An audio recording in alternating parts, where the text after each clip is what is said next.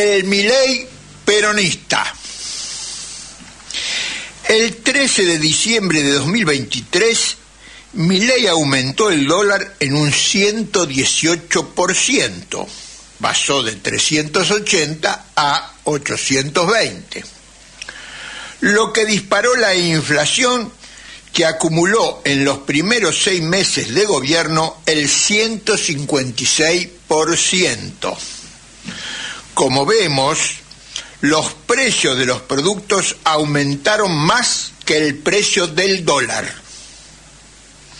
Porque el dólar es como un producto más, tiene un precio, para nosotros tiene un precio que es tal, se aumentó su precio 118% y el precio de las cosas que compramos el 156%. O sea que la devaluación no sirvió para nada. Para los objetivos del gobierno no le sirvió nada.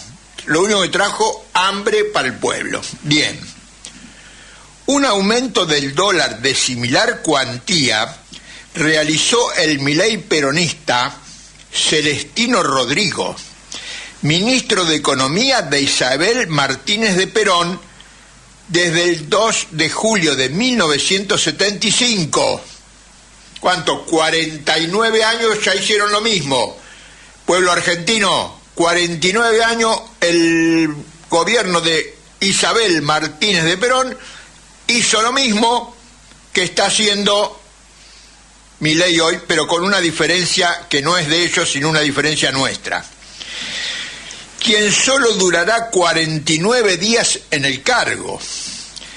Al día siguiente de asumir, cual Milei declaró: mañana me matan o mañana empezamos a hacer las cosas bien, para comenzar a aplicar su plan el día 4, cuando aumentó el dólar en un 160%, inaugurando con esta medida un periodo hiperinflacionario de 15 años, los casi 8 de la dictadura, los casi 6 de Alfonsín y el largo primer año de Menem. En el año en que Celestino Rodrigo fue ministro de Economía, la inflación ascendió al 182,4%. En los primeros meses de su gobierno, Milei ha acumulado casi lo mismo, ya dijimos, el 156%. No queremos con este dato solamente decir que se iniciará otro largo periodo hiperinflacionario, pero como sabemos, muchos economistas ortodoxos, con Cavallo a la cabeza y el Fondo Monetario Internacional, están presionando para una nueva devaluación,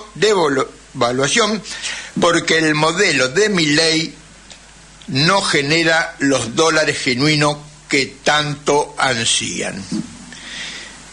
El Rodrigazo, para la gente grande saben, ahora vamos a explicar qué es el Rodrigazo, de esa época del ministro de Economía Celestino Rodrigo. El Rodrigazo hace referencia a dos hechos simultáneos y opuestos. Por un lado, la hiperapreciación del dólar por Rodrigo, y por el otro, la inmediata respuesta del movimiento obrero. Este se encontraba en proceso de las discusiones paritarias que aprobarían los convenios colectivos de trabajo y los salarios. Tradicionalmente, las paritarias provocaban una importante movilización obrera. En el año 1975, producto del auge revolucionario iniciado en el Cordobazo, crecía desde las bases la organización democrática de los trabajadores.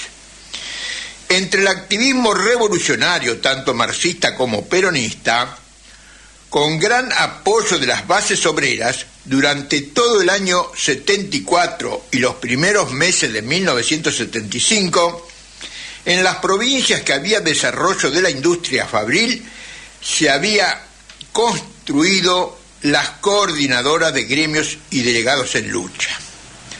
Las bases obreras, en elevado número, aglutinadas en las coordinadoras, jugaron un activo papel organizando la movilización. Tanto la burocracia sindical, que era presionada por las bases, y las coordinadoras por convicción, rompieron en las negociaciones con las patronales los topes salariales impuestos por el trío gobernante: Isabel Martínez de Perón, el brujo y hombre fuerte del gobierno José López Rega y el ministro de Economía Celestino Rodríguez. Perón había muerto justamente el 1 de julio de ese año. Por eso hoy se cumplen 50 años. Vamos a decir algo, pero vamos a continuar primero con el editorial.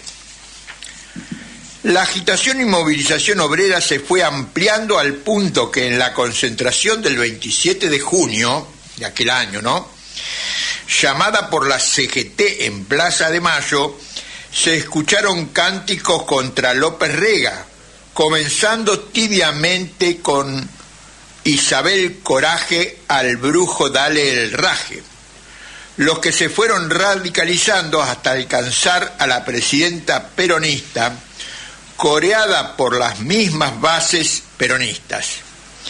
3 días después, los obreros, respondiendo al llamado de las coordinadoras, y muchos espontáneamente, abandonaron las fábricas y lugares de trabajo y se fueron concentrando frente a la puerta de la CGT en la calle Azopardo. La indignación y por lo tanto las consignas ya alcanzaban masivamente a la presidenta María Estela de Perón, Martínez de Perón, Isabelita. Las movilizaciones se esparcían por las ciudades argentinas, por lo que para darle organicidad, las coordinadoras llamaron a un paro general para el día 3 de julio. No solo se cumplió con gran acatamiento en todas las zonas fabriles del país, sino que se organizaron poderosas columnas que marcharon hacia el centro de las grandes ciudades. Estos hechos presionaron a la dirigencia de la CGT, que debía enfrentar al gobierno por los convenios paritarios y a su vez contener a las bases obreras que la desbordaban, que eran conducidas por las coordinadoras.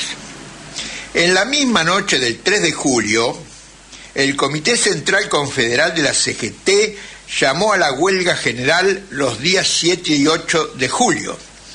Esos días, no solo los obreros, sino toda la población hicieron que no se moviera una hoja en la Argentina, pero al ser una huelga sin movilización, sacó a las masas obreras de las calles, aunque transitoriamente, porque en marzo de 1976 la movilización obrera volvía a ser importante. La enorme fuerza de la movilización obrera derrotó no solo los planes del gobierno, sino al gobierno mismo. El 19 de julio renunció el todopoderoso ministro López Rega y el 21 el ministro de Economía Celestino Rodríguez. Al igual que Milei, realizaba prácticas rituales esotéricas como su mentor López Rega. En estos 2 meses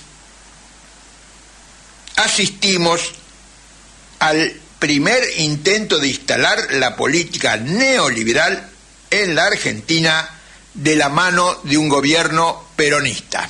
O sea que esto no es exclusivo de los liberales y neoliberales. ¿O será que el peronismo tuvo y tiene su ala neoliberal?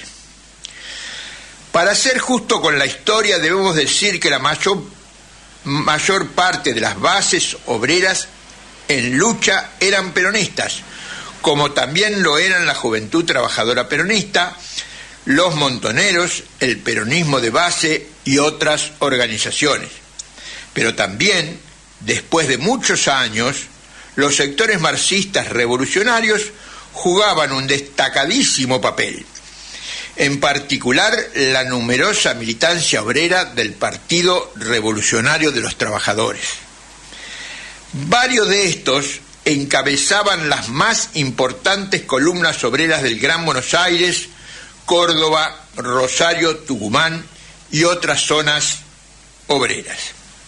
En las jornadas de junio y julio de 1975, el cordobazo se extendió a todo el país y llegó a Buenos Aires. Fue la primera huelga general liderada y protagonizada por los sectores revolucionarios, marxistas y peronistas, desde la huelga general de enero de 1936. Argentina estaba a las puertas de una situación revolucionaria. El mismísimo diario Clarín escribía sobre el Milei de entonces, Celestino Rodrigo. Dice Clarín: durante 49 tormentosos días ejerció el Palacio de Hacienda preparando el terreno de lo que luego sería la política económica del proceso militar. Y Martínez de Oz.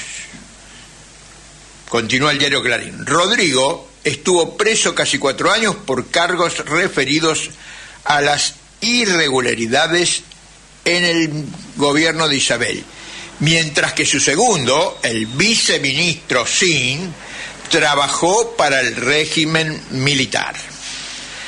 La derrota por la movilización obrera del primer intento neoliberal decidió a la clase de los capitalistas organizar el golpe militar contrarrevolucionario del 24 de marzo de 1976.